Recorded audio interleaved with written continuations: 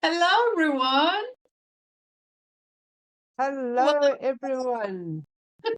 Hi. Lovely to see regular faces, new faces, all just coming in. Wonderful.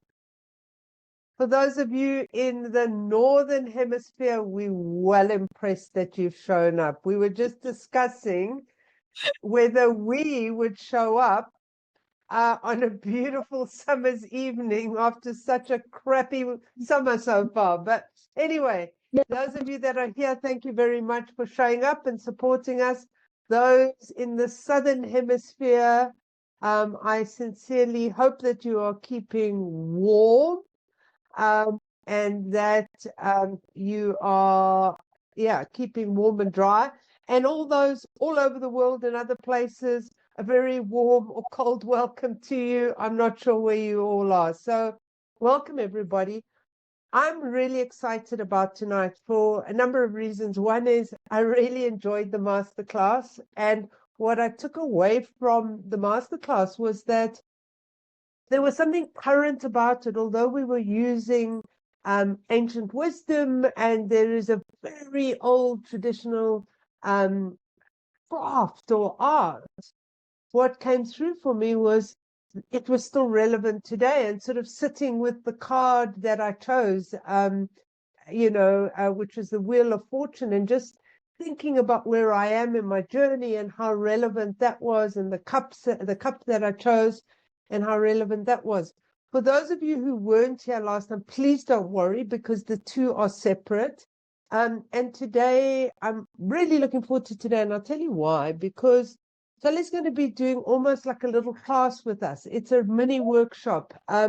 So that's going to be great.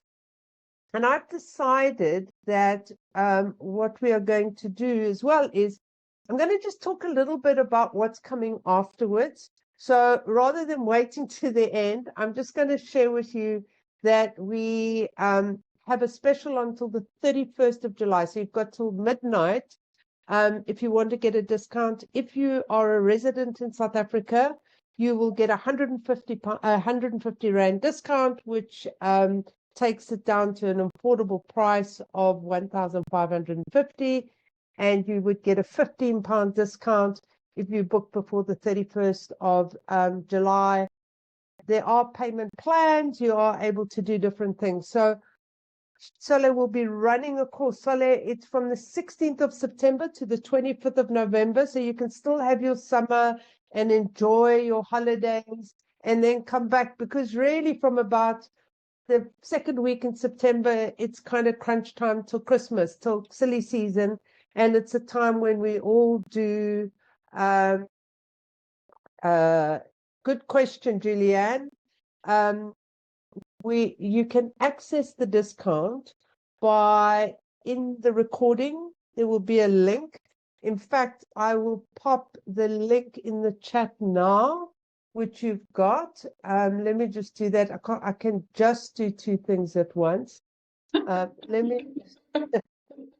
reason why I'm talking as much as possible is I'm actually going to have to shut up tonight because it's Saleh's many workshops. So I'm going to sit and do the reverse role and shut up. So I'm trying to talk as much as possible now while I've got my opportunity. So without further ado, I'd love us just to do a beautiful grounding exercise and just come into our bodies, come into the present moment, access that beautiful earth energy that is available to us, and just connect to the source of all creation. So if we just follow the breath and just breathing in and breathing out. Breathing in love and breathing out love. Breathing in love. Breathing out love. One last time, breathing in love and breathing out love. And as you do, just feel yourself getting heavier, and connecting to Mother Earth. Just accessing the safety, the groundedness, the secureness of the earth energy through your roots or your anchors. Just allowing yourself to ground into Mother Earth. And as you do, we just feel her innate intelligence and her infinite wisdom coming up the roots, up into the base of the spine, and just steadying your energy. Just feel this beautiful, steadying energy flowing in and around you, allowing you to just focus a little bit, to be in the present.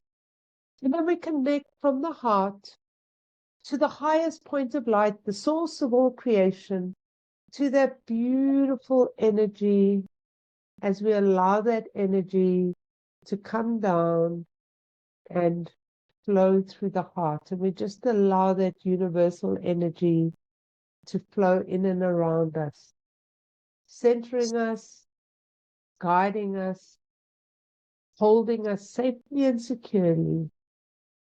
And we just connect to each other's energy, because there's a beautiful way of learning together, of connecting together and learning together. And we just access that beautiful connective energy as we place this container in a beautiful bubble of light, wisdom and knowledge, accessing the ancient arts with a beautiful current narrative.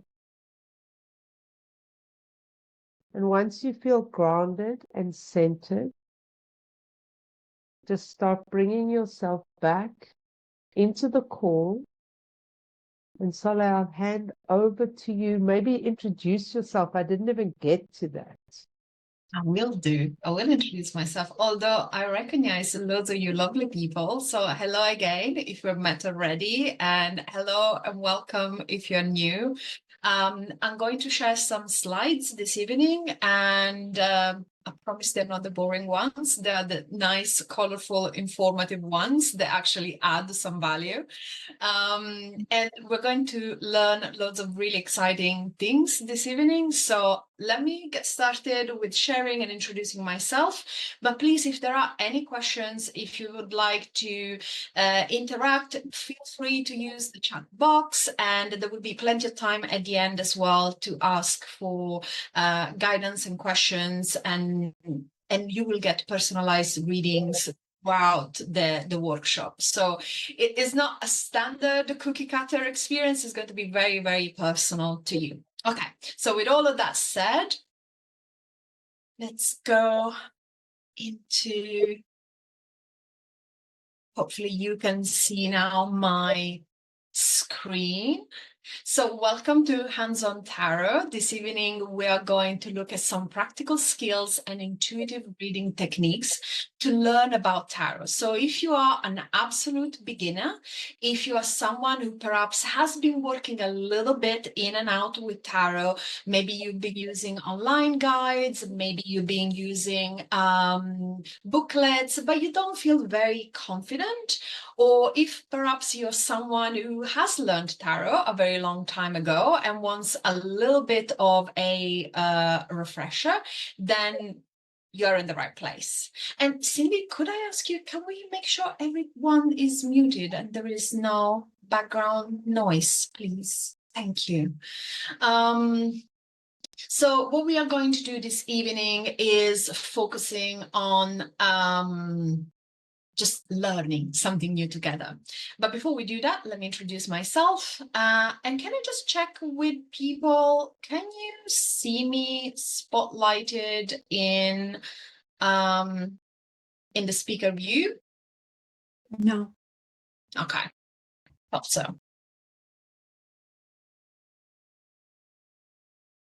Let's get that done.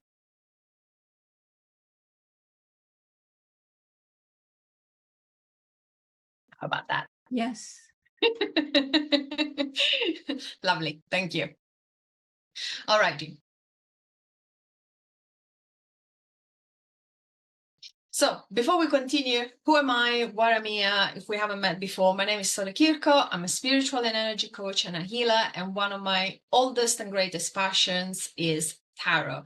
And I've been reading tarot since when I was a young teenager. So it's been almost 30 years of experience in reading for myself, for friends and family, and for loads and loads of clients throughout the years. So at this point, I had thousands of client sessions and I had hundreds of tarot students. So what started around 10 years ago as a tiny little group of students literally around my kitchen table has become the course that we're running now at the school. Had loads of different students throughout the years. Some of them are here this evening, which is really lovely to see. And this evening, we're going to learn some of those techniques. So this is going to be basically a mini session, a mini workshop, a mini lesson, but the fun type. So this evening, we will learn 2 buckets of different things, a little bit about the structure of the tarot. We're not going to go into super in-depth, super detailed information, but we need to get a bit of that information first so that we understand the instrument. The tarot is like a musical instrument or a language, if you will. So we need to get to know some of those basics so that we can use the tarot and understand the cards that are presenting themselves to us. So we'll take a little look at the difference between majors and minor arcana, and then we'll take a look at the 4 suits and the elemental association. That's for the structure.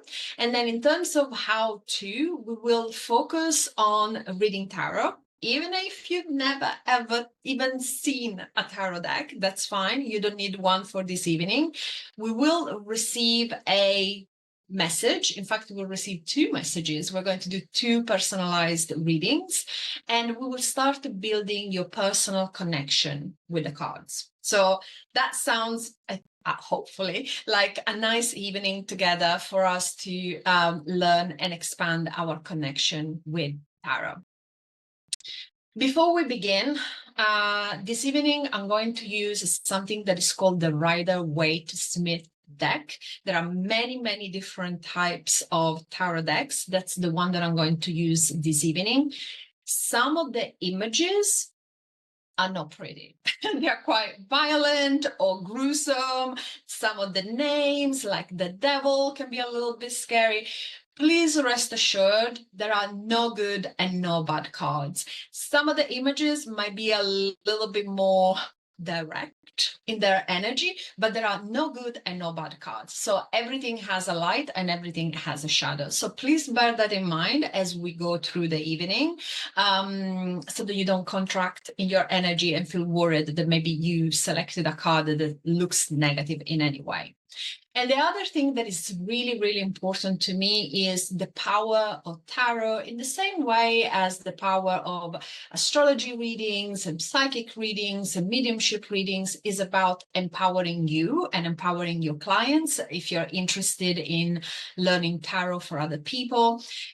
Empowering them in having hope and options and clarity on the way forward is not about giving them a jail sentence. So we're not here to limit options or to talk about outcomes that are set in stone. I believe we're masters of our own destiny, and we have flexibility in our path and how we approach challenges and our needs and our desires.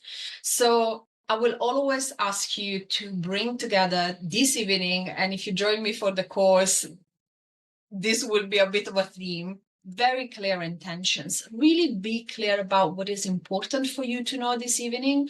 What are the things that you want to bring into your energy field? Let's always work with empowering questions. So how can we do something rather than will it break up with me or not? Will I get the job or not? Those are very disempowering questions, right? Especially yes and no questions can be very disempowering. If we get a yes, then we might be hopeful, but we don't really know for sure something is going to happen, right? And if we get a no, then we go into that contracted energy that is not very helpful. So I will talk about empowering questions as well this evening, and context. Tarot is a tool that is centuries old, and it can talk about anything and everything that happens in your life and your energy in the world. You can use tarot to do readings about current affairs and politics, all sorts of different things. So it's really important that we're clear about the context of our question. So clear intention, empowering question, and context will give you a beautifully aligned, relevant, and powerful answer and guidance. So that's the intention that we're setting for this evening. Okay. With all of that said, we need to do a little bit of practical tarot structure teaching moment.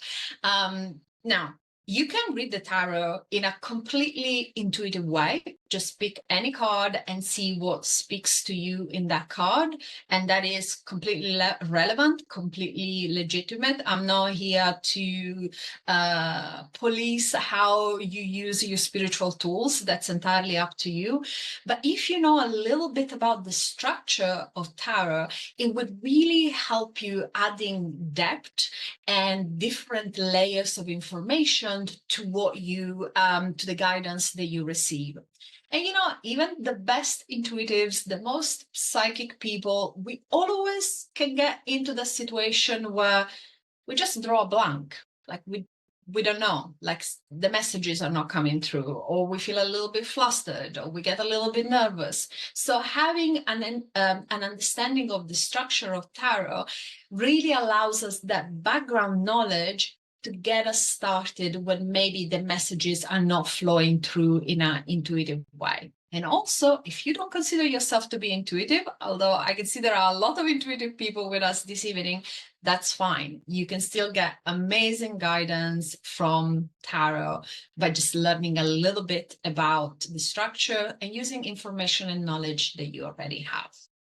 So, two things that you need to know. The cards in each and every tarot deck are 78. There are exceptions. We're not going to talk about that. That's the standard, 78 cards. And these cards are divided in two groups. The major arcanas, that are also called majors or trump cards on one hand, and the minor arcanas or minors. Now, the major arcanas, they're numbered from 0 to 21. There are 22 cards in total.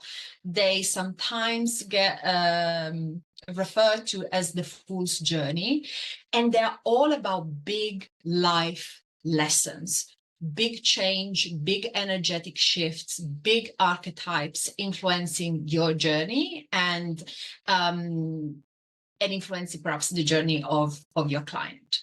So this is a long-term influence, and they typically require a big mindset shift. So the way that I often describe this is, imagine driving through a very large city. Like imagine driving through London from east to west, from north to south. It would take you a very long time to drive through the entire city.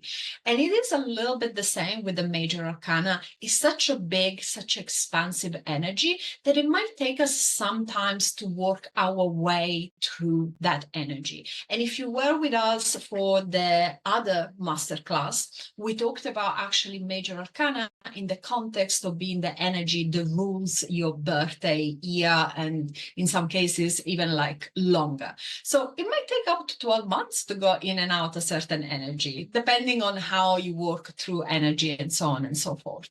So big, large, major, the clue is in the name, energy. The minor arcana, now I don't want you to think that they're like just little insignificant things, because they're not. And anyone who had maybe an issue finding parking, paying a bill, getting hold of customer service, like day-to-day things can be as annoying as big things. So when I say minor arcana, I don't want to belittle the power and the depth of these cards. But they tend to be things that are more concerned with everyday issues and concerns. And they tend to have a shorter term influence. So back to the analogy of driving through a city, you would be driving through a smaller city. Maybe you're driving through Brighton, maybe you're driving through Bath. It would be a smaller city. It takes a shorter amount of time to drive through this energy. They typically provide really good day-to-day guidance and practical, actionable advice. So they're really great to get the day-to-day actions going. And with the majors, we were in the realm of the big mindset, archetypal, energetic shifts. With the minors, we are in the realm of shifting a little bit our actions, going in a smaller capacity, tweaking our energy in a smaller capacity. Okay, there are 56 in total, and they're divided in 4 suits that are actually not very different from the suits in the playing cards. The structure is also relatively similar to playing cards. So there is a 1 or an ace up to a 10. Those are the numbered card. And then you have 4 court cards. So that would be the page, the knight, the queen, and the king. Again, somewhat similar to what you would encounter in playing cards. This is just a little bit of the structure so that you have that, and feel free to screenshot this if you want to take a screenshot of this slide so that you have a little bit of background on what we're going to approach. All good? Let me stop sharing for a second. Okay. Good. Let me know if there are any questions. Good. All right. Okay.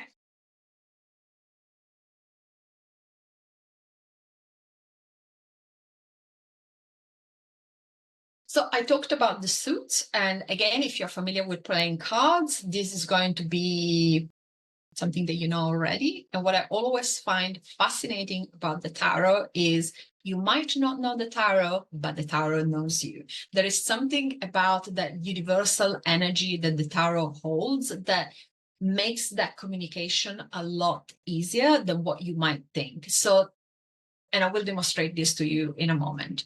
We're going to dive into the suits, and I'm going to give you an example of how much you already know about tarot. So the suits, as I said, there are 4, and they are pentacles, there are cups, there are wands, and there are swords.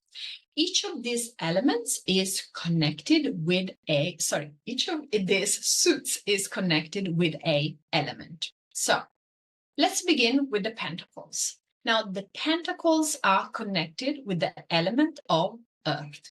So I would like you, if you have a piece of pen and paper or somewhere where you can jot down your ideas and thoughts, you can do this in the chat as well. Start thinking about the qualities of earth as an element. And you can think about this from a physical, emotional, mental, spiritual level. Go as obvious as you can. Like, what are the qualities of earth? What does earth as an element do? Just have a think about that and start thinking about this element. And you will realize that actually you know a lot about the suits of pentacles. So if, for example, you're getting a sense that the pentacles and earth is quite a feminine energy, right? We refer to Gaia, we refer to Mother Earth, we refer to the fertility of the land and earth, and it's an element that keeps us grounded, right? We use earth for grounding.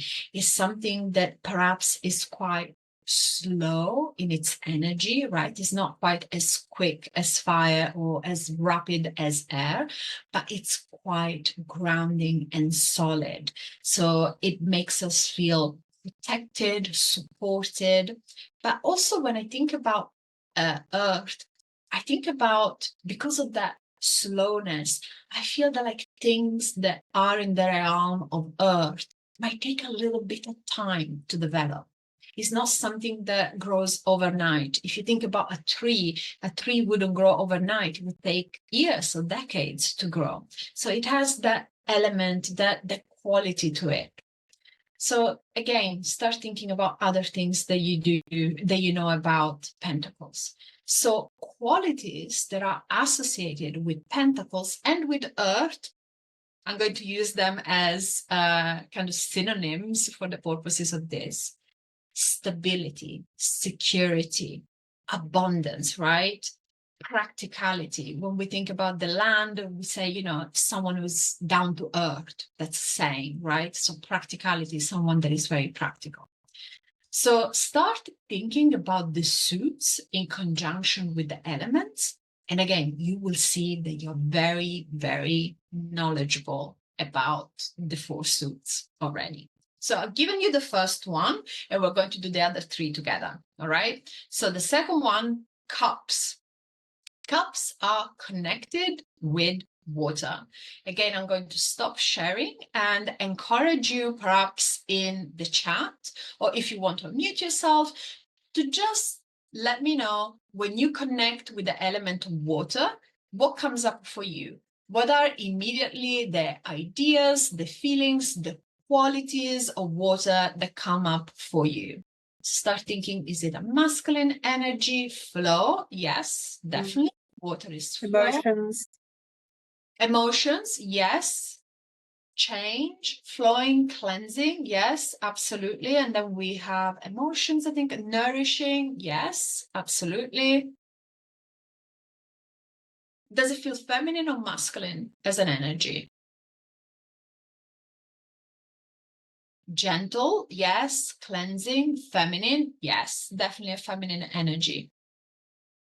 Yeah, definitely a feminine energy. It is a little bit faster than Earth, right? Feminine and emotional, Amanda, yes, absolutely. So it's a little bit faster, perhaps, than Earth when we look at the speed and the of the energy, right? So still not quite as fast as fire or air. It's like you can see that we're adding movement and flow. And one of the qualities of water is we can find water in so many different forms, right? It can be liquid, it can be frozen, it can be steam, it can be in the form of rain, it can be a river, it can be a lake. So there is a lot of transformation that can happen in the element of water, right? So it's very connected with our emotions, as quite a few of you have already mentioned, but also our intuition, right? The depths of our intuition, and for that reason also our subconscious. So we might find that water is quite a reflective, deep, the waters run deep type of element. Yeah. So you see, we know already quite a bit about these suits, right? So this is cups.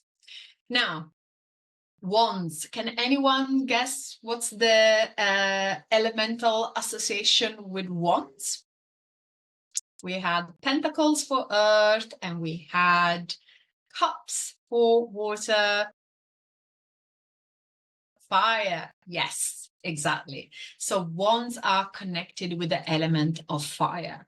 And I'm going to show you, I'm going to start showing you some of the cards, just so that you, if you haven't seen them before, get a little bit of a sense of what they look like in real life. And I'm going to show you the aces. So we talked about the pentacles. So in the Rider-Waite-Smith, this is what a pentacle ace looks like, or an ace of pentacles, I should say. Yeah. And then we talked about cups. This is what the ace of cups looks like. So these are the 2 of them next to each other. And now we're shifting into the energy of wands. So wands is fire, correct. And what are the qualities of fire? I mean, the first thing that we notice is quite a big difference. We are transitioning from round holding shapes to actually something that's like a stick or a wand. So we go from a holding feminine energy into a masculine energy, right? So Loads of keywords here. So transmuting, yes. Fast, transformative, absolutely. Transformation, fast, ignites. Passionate, yes, absolutely. So wands and the element of fire carries on the positive side, on the light side, the element of creation and movement and adventure, inspirational, warmth. Yes, absolutely. So when you look at the elemental associations, I feel especially as spiritual people, we always think about unicorns and archangels and high vibration. And sometimes the cards are only talking to you about what you should have for dinner or what should be your plan for the weekend. So it's quite good to remind ourselves, actually, the fire is hot and warmed. So it might be that you're traveling to a warm country. It might be that there is a particularly hot day, like it is today in the UK. So think about all the different levels. As I said, the physical, the emotional, the mental, and the spiritual. Taking action, purifying, love that. Destructive, yes, absolutely. So I was going to get exactly to that point, and Geisha, seeing your question, I'll come to you in a second. So all the elements and all the cards have a light side and a shadow side, right? So for example, with the wands, yes, we have the beautiful creativity, the self-expression, the growth, the personal fire, that fire, the personal power, that fire that burns inside of us. But we can also get this element associated to being angry, short-term, short-tempered, volatile. So all the elements, all the cards always hold the energy in the full spectrum, from the lightest and brightest light to the darkest shadow. Geisha, I think you have your head. Yeah. Can I ask whether wands can relate to desires? Absolutely. Passion, intimacy, sex, desire, not just sexual desire, desire in general. Yes, absolutely. Yes. So very relevant. Thank you. Okay. Lastly, we have swords. So quite easy to figure out what swords are related to, because the only element that we've got left is air. What do we associate this element with? First of all, do we think it's masculine or feminine? I'll give you a little clue. Do we think it's masculine or feminine? For context, I'm going to cover my face with my teaching cards now. Right? Feminine, masculine, right? Quite clearly masculine element, yes, absolutely. And what do we think about this element? What do we know already, right? Let's see. Lots of people say masculine. Yeah, quite clear that it's masculine. Intellect, yes, intellect. Freedom, yes, I love that. What other ideas? Yes, absolutely. What else do you associate with this element?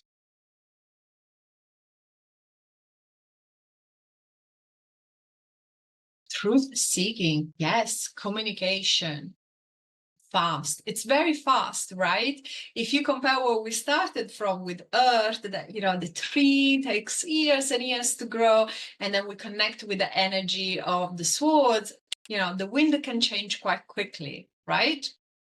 Movement. Interesting, Ash. You say health. You will have to let me know in the chat why that's coming up for you. Interesting association. Okay, so thoughts, communication, truth, clarity, logic, rationality. I often say swords are connecting with everything that is from the neck and above. So our leadership, our listening skills, our communication skills, our brain, thoughts, ideas, rationality, but also if we talk in terms of chakras, throat, brow, and crown. So also our worldviews, perhaps our spirituality, our life philosophy, our purpose. Again, on the flip side of that, we can have the negative or the shadow side of it. So we can have manipulation, for example. So someone who is really good at communication to the point that they manipulate a situation. Okay, so I'm going to show you how the elements carry across the different suits. So we had a little look at the aces, and you've seen how similar they all are, but different and individual. So if we take another step in the direction of the journey for each suit, here I have the twos. So 2 as a number typically represents things such as duality or choice, sometimes union or a balancing act. And you can see how through the lens of the different elements, the energy of the 2 is expressed. So we have the 2 of Pentacles. This might be someone that maybe is juggling a lot of practical things. It might be financial concerns or financial issues, or it might be as simple as juggling someone's calendar, someone's routines, dropping off the kids, going to work, commuting somewhere, etc. The cups, the interpretation here is very much connected with feelings, emotions, relationships. So here the 2 represents partnership, 2 people coming together in a romantic way, but can be partnership in many different ways. A bond, this could be 2 best friends, this could be siblings that are very close and best friends, that sort of energy. When we get to the wands, the energy really shifts. So the wands here are about adventure. The man is holding the globe on his hand. The world is his oyster. He's looking out to see what might come his way. So it's a quite an expansive, adventurous, entrepreneurial type of suit. And when we get to the 2 of Swords, I said this at the beginning, some of these cards are not the most uplifting in the Rider-Waite-Smith. There are reasons why I use this deck to teach, very good reasons. But with the Swords, very often you will see that they are the cards that really ask you to think out of the box. So yes, this lady here perhaps is protecting herself, guarding her heart. Maybe she is blocked. Maybe she is in between 2 ideas. Remember, swords are thoughts and ideas and options. So maybe here she's in between 2 ideas and 2 options. But she feels like she's quite closed up, right? So this is an example of how the elements translate into the cards. And if you need an even clear example for the knights, which typically are agent of change and took an action, you will see how actually the Knight of Pentacles, the horse has all 4 legs on the ground. It's not the fastest of the horses or the knights. And as we get into the element of the cups, the horse starts raising 1 leg. In the wands, we have a little bit more action, and with the swords is full speed ahead. So hopefully you can see how the different elements play out in the context of the different cards. Does that make sense? Very much. Good. Thank you. Solid, just a question. Could the suits be like archetypes? I'm just curious if Fred wants to, whether Fred is asking if water, fire, air, and pentacles was like the archetypes, or what that, I'm not sure what reference that was. So I just wanted to share that question with you. So, Freddie, you can let me know if I'm interpreting this question correctly. When we talk about the tarot is laced with archetypes. There must have been like a wholesale discount when they created tarot cards, because literally every single card has so many layers of archetypes. However, typically we refer to the majors as the big major archetype: the mother, the father, justice, all of these big archetypes. Yes, there are archetypal elements in the minors as well, absolutely. But typically we refer to big archetypes when we work with the majors. Yeah. Okay, good. So this is as much as we are going to do in terms of structure. We have learned enough about the structure for this evening. I feel we are ready to receive some messages. But this gives you a sense, and I hope some confidence as well, that you know a lot more about tarot than what you might think you do. You already have quite a lot of knowledge of these energies just by virtue of existing on this plane. Now we're going to do a reading. So the first thing that I'm going to ask you is, remember, I talked about clear intention, yeah, the beginning. We're going to set a really clear intention that the reading that we're going to receive, it's actually a reading in retrospect on today. So we're going to read backwards the day that you just had. So I would like you to focus your intention on today so far. And I would like you to reflect on how you felt throughout the day. So kind of go back, what happened, perhaps think about the people that you spent time with, the actions or tasks that you have completed, the places where you've been, and even things like what food you had for lunch. Was it overall an easy, smooth day? Or did you have some challenges? Just think about all these different aspects. Ground yourself in today, recall the day so far, and hold that intention. Okay? So the reading that we're going to receive is a reading that basically is going to mirror back to you today. So we're going to read something that we know already, so that we can give the tarot an opportunity to showcase how much that connection is already in place. Okay, so hold on to that as an intention. And what I'm going to ask you to do, just going with your intuition, don't think this through. I'm going to ask you to pick one of these 4 cards. It doesn't matter which one, just whatever comes to you, holding the intention of focusing on today, the day that you just had. I want you to pick the card that best describes your day. Either 1, 2, 3, or 4. And tell me in the chat which one you picked.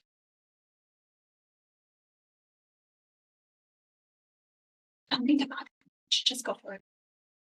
We have some 4s, some 3s, some 4s, a 2, 3, 4, 3, 3, 3, 3, 3, 2, more 2s, 3. Excellent.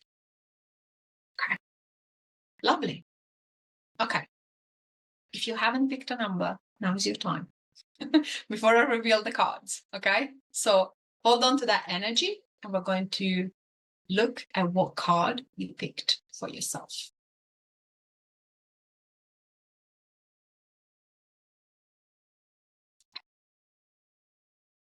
So if you have selected card number 1, I haven't seen many ones in the chat, but perhaps you have selected card number 1 and you didn't write down the number in the chat, is the 4 of Pentacles. Sorry, the 4 of Cups.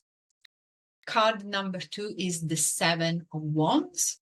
Card number 3 is the 6 of Pentacles. And card number 4 is the Ace of Swords. Now you are going to read this card for yourself. So just take a moment to focus on the one card that you have selected and kind of start noticing what stands out to you. Think about the composition, the colors, how many people are there. Look at the sky, look at the landscape. Are there any tools or elements that grab your attention? Just start looking at the different options and information that you have there. Just see what stands out to you and make a few notes.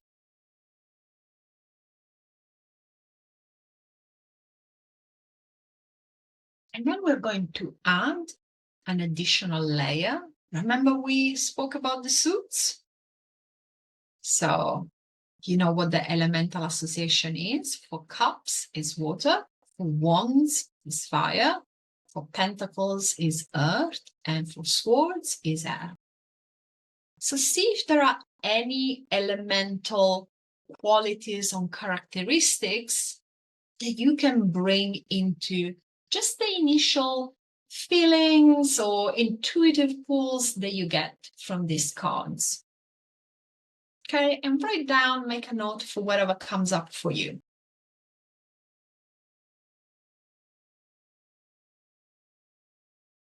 Right? And now I'm going to ask you to take all these little informations, all these little bits, and it might be as easy or as simple as actually there's this one little element, the little really caught my attention. It doesn't need to be the full card. It might be this little coins here falling from the hand of the merchant in the Six of Pentacles into the hands of the beggar. Maybe something really, really little. Just go with that and make a note. And now connect again with your day. Remember, context is everything, right? We had a clear intention. We asked the tarot very clearly to reflect back to us our day as it was for us today. So now we can get that context. How does this card, whether it's visually or the elemental association, or just energetically, the overall feel that you get with the from the card, connect to the day that you just had. Okay, so give you a moment to do that, and don't worry, I'll give you a little reading and insights on all four of the cards in a second, but I just want to allow you an opportunity to do that independently so that you can see already what it is that you're connecting with and what the tarot is communicating to you.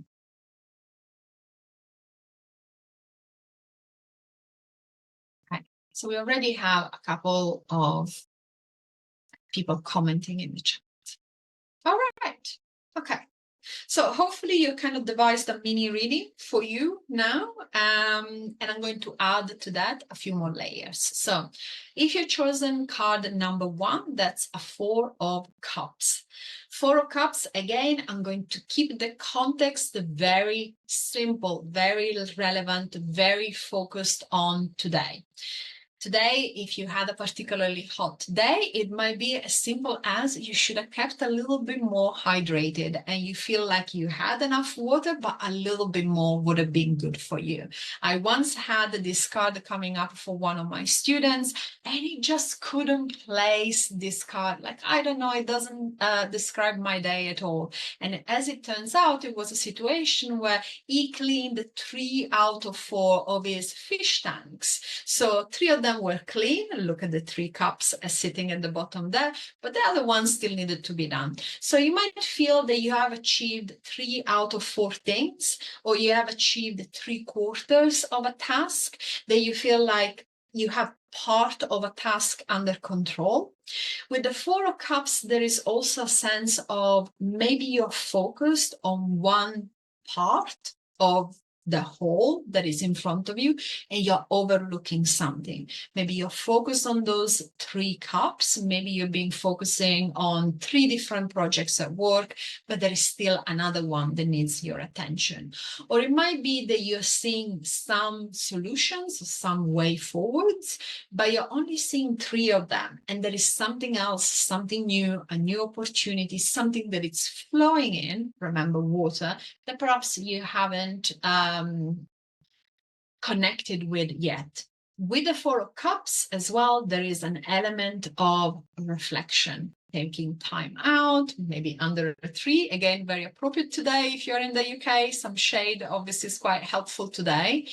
Maybe under a tree to get that moment to rest and evaluate things. So if you chose card number 1, those are some messages that might be relevant to you and describing your day. The second card is the 7 of Wands. Now, the 7 of Wands, completely different energy. Yes, we have managed to kind of fight off different tasks, different demands, different things that we had to do today, but perhaps it felt a little bit like firefighting. Or on a positive, more light note, you had loads of ideas, loads of creation, loads of things coming up, and you now need to figure out how to tidy up things, how to organize things. With the Seven of Wands, if you take a look at the feet of this gentleman, you will notice that he's wearing mismatched footwear. And there is a very clear symbolism with this. There is a sense of, yes, he has the high ground, and yes, he's fighting off whatever issues or challenges or unplanned things are coming up for him. But he's not fully prepared. Like there is an element of surprise to him finding himself fighting things off or dealing with something. So there is an element of being able to cope with something, but maybe not feeling fully prepared. So you might find yourself in a situation where you would have loved today to have more time to complete a task, or you would have loved today to have more time to reflect on something or to structure something. So that's the Seven of Wands. Card number 3, we have a 6, and is the Six of Pentacles. Now, the energy of the Six of Pentacles is very connected with finances and money and giving and receiving. So today might be a day, it's the end of the month, where you paid some bills, where you organized your finances. Maybe you got paid at work and you're just distributing finances and budgets and resources in general in different areas of your life. As I say, it's about giving and receiving. So today might have been a day where maybe you could have done with a little bit more help, where it would have been more balanced for you to do a little bit less and to receive more support by others.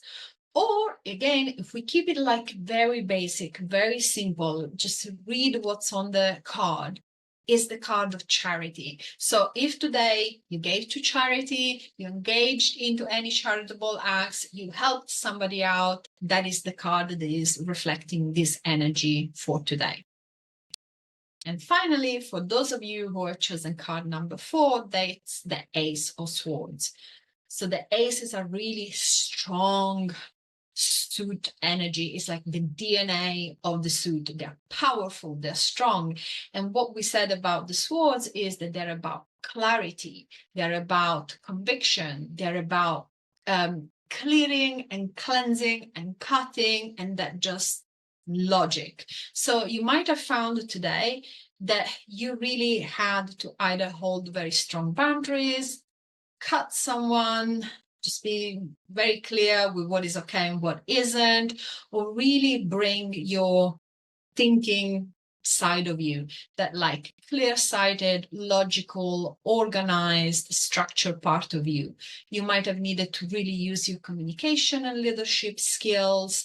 And being the swords, it is also possible you cut yourself. So maybe you were making your lunch, or you know, it could be as simple as a little paper cut, or maybe cutting your hand, chopping a salad for lunch. But with the Ace of Swords, it can also be something quite practical and physical, that actually you had a little accident. Okay, so these are the cards reflecting today. I'm going to stop and just get a sense. Are these messages resonating? Is this the day that you had? Is the tarot reflecting your day in a way that is appropriate to the day that you had?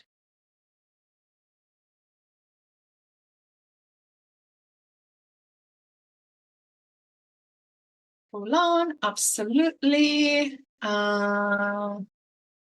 We have a not sure. Okay, let me know what card you picked. Definitely resonates, definitely. Pick the card that fits best. Absolutely. Great. So we have a question. Please feel free to unmute yourself. Sorry, I'm not going to try you to pronounce your name because I'm going to ruin that completely. It's not a question, it's a comment. I'm quite so surprised by how accurate it was. Because you know, when you open the card and I saw that that you were a Seven of Wands, he was me. It was actually what I was doing today, just balancing and trying to cope and things being thrown at me and balancing all the time. And I was able to balance, but I never felt ready. Like everything that Mhm. came at me, I was like, oh no, not this one again, not this one as well, not this one. So, Mhm. sure, I'm quite surprised as to how accurate it can be, Yeah. Thank you. So much for sharing. And that's exactly what I was saying. That like it's quite sorry, we have some background noise. Okay. It's quite incredible how much the tarot knows about you and your energy. And that's why I love it so much, because it's such a universal communication tool that just upgrades as our energy changes, our circumstances changes, the new vibration changes and expands. So it's always quite relevant. And I like that. Yes, I sold an item of jewelry. Yes. When did I pick these cards? I picked them today with the intention of being relevant for everyone today. So it was done right before we started this evening. So they're very current. They're fresh off the press. Okay, so if the card didn't resonate for you, let me know and we can chat at the end as well. And we'll see. I guarantee it will resonate. We just need to get to the right element.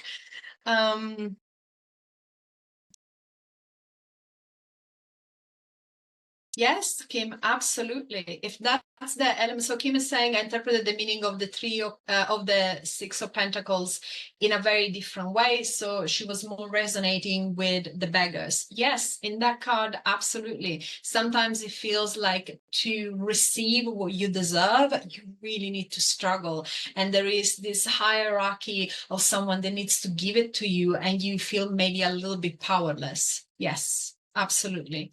So again, whatever resonated with you, and hopefully the initial feelings and the initial pulls that you got from the images and the elements before I gave you the information gives you an idea of how much you have already that connection with tarot.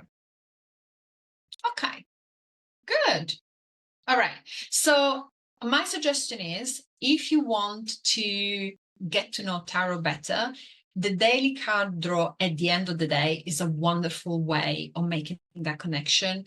When I started reading tarot was in the 90s in Sicily, in Italy. And this was before, you had access to the internet or Amazon or anything like that. And actually the deck that I had didn't come with a booklet. So I was completely lost. And that's how I learned the meaning of the cards, by basically using the cards at the end of the day and just seeing what they were mirroring and reflecting back to me. So it's a really good way to make a personal connection with the cards. And it will vary a lot, especially depending on like where you live. Do you have a family? Do you travel for work? What's your profession? Are you a student? Like, depending on what's your walk of life and what's your day to day, the card will resonate in a different way for you personally, depending on your circumstances. Okay. So now that we've done this, are we ready to get our second bit of guidance? And this time we're going to get that bit of guidance for the future. Now, I believe that we all have agency in our future, but I also, Maggie, I'll come to you in a second. But I also believe that it's nice to have some guidance, and it's nice to get a little bit of help along the way. So Maggie, do you want to either comment or ask your question before I go into the next? Yeah, just a question. I have a tarot deck Yes. that I don't use because I don't know how to play it. Now I'm learning. But someone told me that I should keep the cards always in the order, like the crazy one, and 1, 2, 3, 4, 5, whatever, and then ace, and then no. Tarot is one of these things, whether it's pop culture or whether it is old wives' tales, there are so many rules. It should be wrapped in black silk. You shouldn't get anyone to touch your deck. You shouldn't. Yeah. My belief system is you should do what resonates with you and what makes the experience of working with the tarot uplifting, empowering, and expansive for you. Some people don't I mix everything. The only one that I keep in order is this one, my big teaching deck, just because it's easier to get the card that I want when I need it. But I always mix everything. Keeping the cards in order is quite good to reset the deck if it feels like the energy is a little bit dirty, needs a little bit of a cleanse. Sometimes the cards feel a little bit sticky, like the messages are not quite as clear. So it's nice to reset that way. But as day to day, I don't feel the need, and I don't know many people that feel the need, but equally, it's up to you. It's what resonates with you, is your deck, is your practice, is your energy. You need to do what resonates with you. I have a very important question. While we're asking for clarity, is it important to shuffle? Is it important to just hold? What do you recommend? Do you think shuffling and just holding to it, or what is it that you recommend that during the time you want to ask for clarity? So I would recommend, if you can, either ground yourself or meditate or write down exactly what the situation is, what's your question. Try to get to real clarity on what you want to ask first, because complex, convoluted, difficult questions will give you really uncertain answers, and you will feel more confused than when you started. So get clarity on what is it that you want to know. What is it that you need guidance with? And then, yes, I would hold the deck, shuffle, and then pick a card. There is, by the way, in the course, there is like an entire part of the course where we talk about shuffling and clarifying cards. It's another kind of controversial topic. People do it in different ways. Thank you very much. Pleasure. There's one more question about the card, Sala, and I think it's appropriate we ask it now. Any particular decks you would recommend? Yes. Okay. So I always recommend the Rider-Waite Smith. I call it Smith because Pamela Smith was the lady who actually designed the deck. And in modern times, we call decks with the name of the person thinking the concept, but also we associated the name of the artist. So it's only right that we give credit to the lady who actually drew the cards. The reason why I recommend this is because one is very widely available and accessible and not expensive. It is very well known, so you can go online, you can buy books, and most of them will refer to these cards. So especially when you're starting, if you're looking for additional guidance, it will be very easy for you to find it. Disclaimer, it's not the most modern of the decks. There are a lot of men.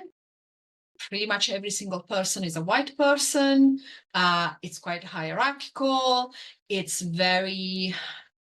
it's a deck that is almost 200 years, right? So it's not the most diverse and modern deck, but use it as a starting point to learn the cards. And then there are many, many different modern creators that take this as a starting point with more modern artwork, more diversity, and you can find decks with anything and everything. If you want something that has same-sex relationships, if you want something that has more variety in terms of ethnicity and skin colors, you can get that.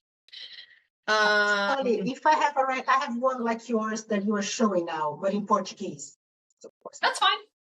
Universal language. I know, but what is the one that you just said now? So I shouldn't buy another one. No, that's fine. This is good. This is good. This is a similar version to this.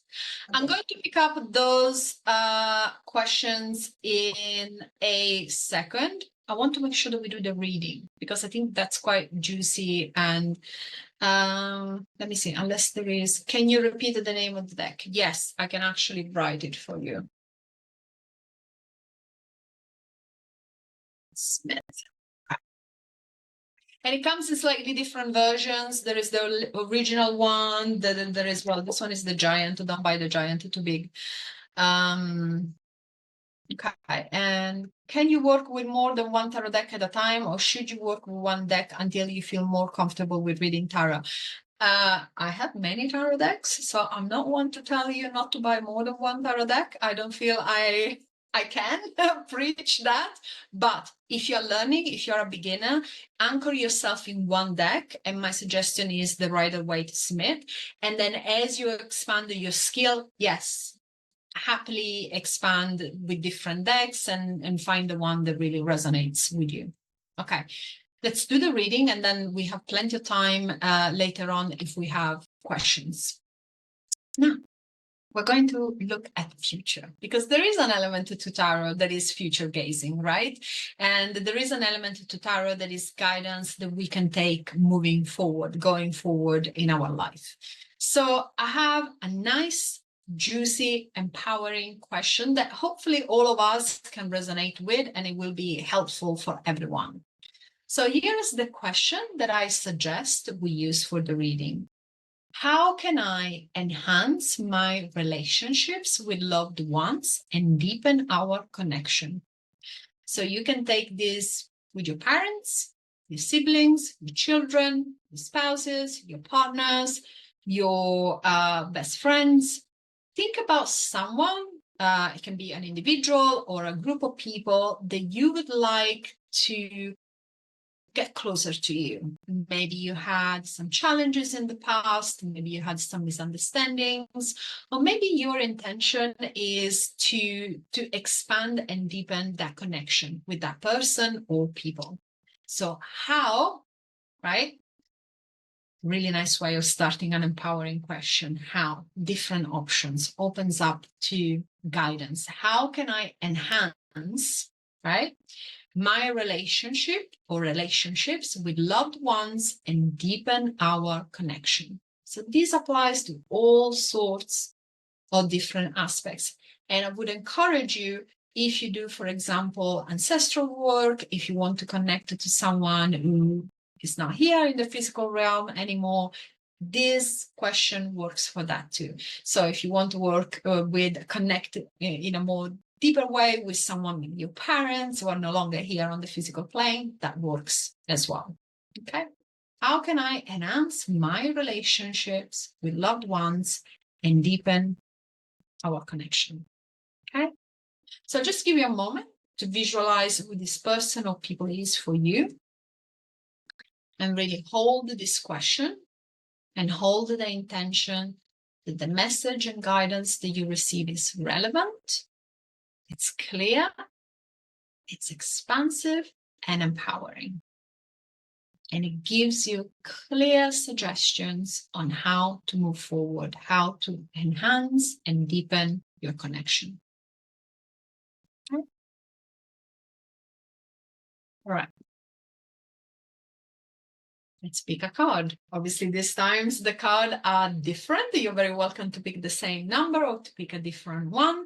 Just sit with that question, sit with the person or people that come to your awareness, and just go for whatever the first card that calls you is. And let me know in the chat, which card are you picking? Is it 1, 2, 3, or 4?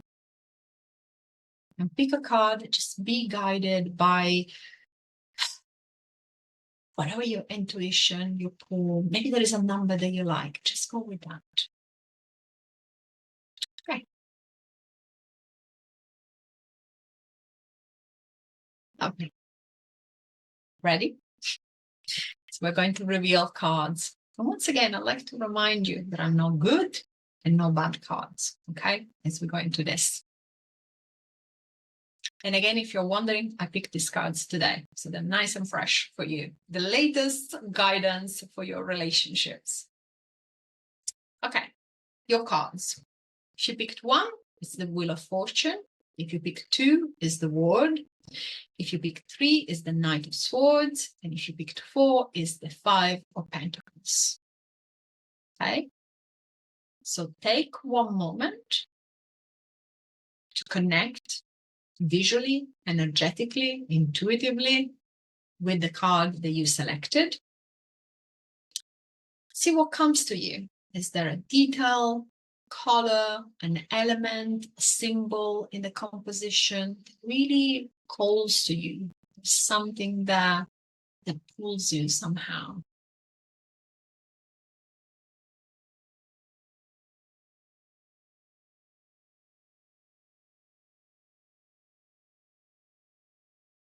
you would have noticed that the first two cards are majors. You know, we don't have clearly stated a suit. So the Wheel of Fortune and the Word. So if you selected 1 or 2, you picked a major.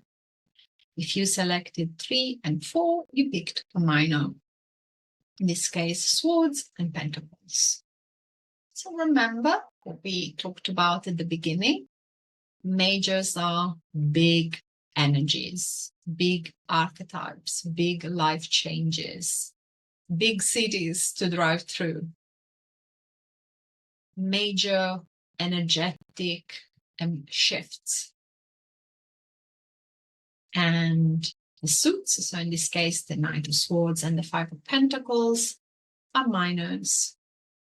So their energy tend to be more practical, pragmatic, maybe connected to day-to-day things that you could be doing.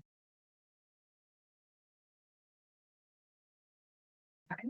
And again, I really want to give you a moment to connect with these cards. And in a second, I'm going to go back to the question so that you can refer back to the question as well.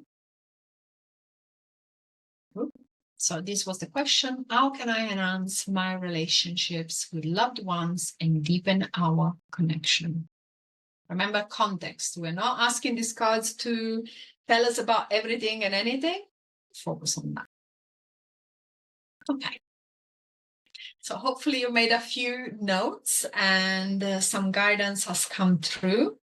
And I'm going to do the same thing now. I'm going to just read some of the aspects. Remember, we're focusing on relationships. And with this, I'm thinking anyone, parents, siblings, family connections, romantic connections, friendships, like anyone that is important to you, whether it's in the physical world or not. So I'm going to read these cards in that context, okay? And my intention is to talk about how you can enhance those relationships. I'm not going to talk about blocks. I'm not going to talk about what's wrong. I'm going to talk about how is expansive. What can you do to take the relationship to the next level? Deeper, more fulfilling, enhance the relationship. So let's start with the Wheel of Fortune. For those of you who have picked 1, the Wheel of Fortune is an archetype of change. It's associated with the change of seasons, and it's associated with the natural change in nature. So it's change that happens at its own speed. It's not something that can be rushed or pushed. It's something that happens when it needs to. And it can be sometimes a little bit frustrating that it's not happening faster, or it can be a little bit frustrating that we cannot manipulate that time in a different way. So it can be frustrating that we cannot slow down or speed up time around the Wheel of Fortune. It is a card all about what comes around goes around. So there is a very much, again, as we saw a little bit earlier with the Pentacle cards, an element of giving and receiving. But the Wheel of Fortune also carries a little bit of a sense of adventure. You know, Wheel of Fortune, you know, perhaps makes you think about throwing the dice and see what happens. So, a roulette or, playing some sort of game. So there is also that element to this card. So when we pull it together in terms of relationships and how to enhance this relationship, it might be a relationship where reflecting on time, seasons of life, time that is needed for someone to do something needs to be accepted. So you might want someone to be committed to you in a certain way. They're not ready yet. You might want someone to be present in your life in a certain way. They're no more able to do that. So how do you enhance that? You appreciate the seasons of life and that every season has something to offer. And you appreciate that there is a sense of exchange and mutual support. And that is very much a card sometimes also connected with contracts.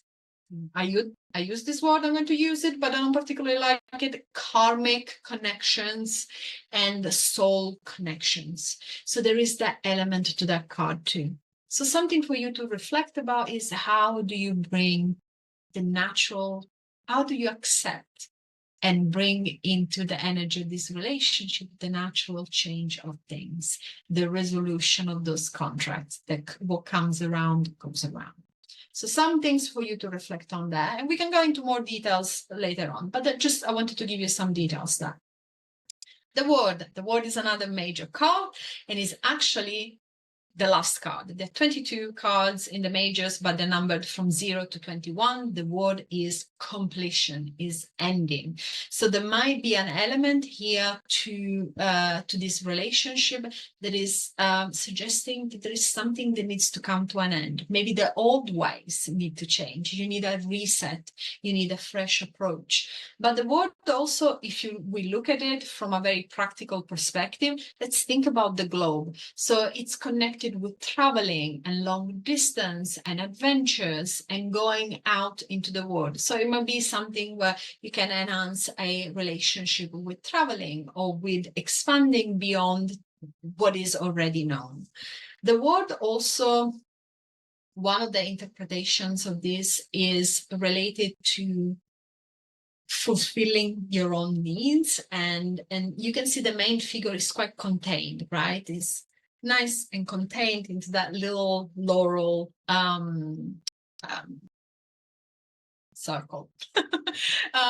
So in that case, like, is there a need for you to be a little bit more self-reliant within these relationships? And by doing that, that's actually going to deepen the relationship, okay? So again, something there to reflect on. And again, see what aspects resonate with you. But we have two majors, and some of the things that I've talked about are more like aspects of things that you might need to think about, shifts, seasons of life, etc. If you pick 3 or 4, we're going to go into the minors, right? And the realm of things that are more practical. So with the Knight of Swords, very frequently, this is about communication, and it's about clear communication that is not cutting, rushed, abrupt, or too honest. So, you know, when people say, I'm just being honest here, right? But actually, they're giving unrequired feedback, which I heard somewhere that like unrequired feedback is actually criticism. So with the Knight of Swords, it might be that to go one level deeper and enhance the communication, that relationship, really being more mindful of communication and how things are delivered, and clarity around that could really make a very big difference. And being the knights are always connected with actions. So talking about our plans, talking about what is it that we're going to do, talking about logistics, talking about calendar arrangements, talking about very practical things might be something that really makes that relationship actually smoother and easier to navigate. But with the Knight of Swords, most likely there is a clarity and language aspect to it, and communication aspect to it. And finally, with the 4 of Pentacles, very often when the 4 of Pentacles comes up in the realm of relationships, there is maybe a bit of imbalance. There is maybe one person that is taking too much of the load on their shoulders. And it's more about empowering the person that feels like it's snowing and it's cold and we're here left to our own devices, almost like coaching them and letting them know all of the tools that they have and all the opportunities that they have. So moving from, I guess one way of describing it is, fishing and giving a man a fish versus teaching someone to fish. So it's about empowering people to be more independent. And if you feel you're the one that needs to rely heavily on the other person, to actually see that there are options and support and opportunities for you available there. And the reference here in the card is, you see these beggars, and it's winter, it's cold, there is snow on the ground, but behind them there is a stained glass window, which is most likely a church, so a place where they could go in and get some shelter and be dry. one additional element that I'm going to put into this context, and because we're talking about relationships, is sometimes this card talk about envy and jealousy, and it talks about the grass always looks a little bit greener on the other side. So it's about really considering other people's perspective as a way of enhancing and deepening our relationship. Okay. All right. So tell me. Can I say something? Sure, of course. What came to me, I choose the second card. And what came to me was Seraphim, the 6 wings angel. Yes. To me, because of it has 4 heads, and the 4 heads that was, and then the second thing that came to me was her connection with the divine, with the infinite realm. And this was really like resonating with my, the card was, I resonated with, it resonated with me because I am connected to my dad, and he has passed on. He always used to pray, and the seraphim actually, it represents, because that's the job of the seraphim, is in a higher rank of angels, and they praise God, and that's what my dad used to do. How beautiful. Thank you for sharing. Thank you. Beautiful. So hopefully all of you had something. Asha says, I don't know why, but can it predict pregnancy as well? The word card. Yes and no. Yes, it can. No, I don't recommend you predict pregnancy. It's a very delicate subject, and we're not doctors, and it's very important that we are very clear and boundaried when we do readings, especially if we do readings for others. So yes, it can talk about pregnancy, but pregnancy can mean very different things to very different people. So I would always suggest and highly, strongly encourage anyone and everyone not to predict death, not to diagnose anything, and not to go into the realm of pregnancies. But yes, it can indicate the presence of a baby. The reason why I say yes, it can, because you might have a client that comes to you and is very visibly pregnant, and that's the card that is describing that person at that time. So yes, it's possible, but maybe using it in a non-predictive way. Okay, good. So we have lots of people who have resonated with this. So hopefully we're coming to an end of our 190 minutes together, but already hopefully in this 90 minutes you learned a little bit of the structure of the tarot. The tarot knows you, and that you know tarot better than you perhaps thought. There is a tool that you can apply to all sorts of different contexts, and hopefully with the end of day card exercise, I've also given you an idea of how you can start working with the cards yourselves. Now, before we go into wrapping up things and finishing off, if there is a question that you asked and I have missed, please type it in the chat again. We've got 3 questions, Soleil. Go for it. Okay. What questions are there? Sarah Harley, I chose card 2. I felt the need to be more vulnerable and not to try to limit myself. Sorry, more of a statement. Yes, absolutely. With the word, yes, absolutely. There is something very freeing and empowering in the word just being naked. And I think probably if they designed the card in different times, it would have been completely naked, but it has a little bit of a piece of cloth just to cover her modesty. So then Ash asks, just wants to know, not predicting for anyone, just a thought. Yes, absolutely. Yes, Ash, spot on. How do you know if the card refers to the person or someone in their lives? Amanda, amazing question. Thank you. Depending on the position of the card. So as we go into more complex readings, we will start the reading with more than one card, and we will create spreads that have different positions. So it will be very clear, depending on where the card is positioned, depending on the question that you have asked and the context said that word quite a few times. I always say the word context. Whether a certain card is representing you or is representing somebody else. So it's a specific technique on how you place it in a specific spread in a specific position, which, by the way, we Again- course.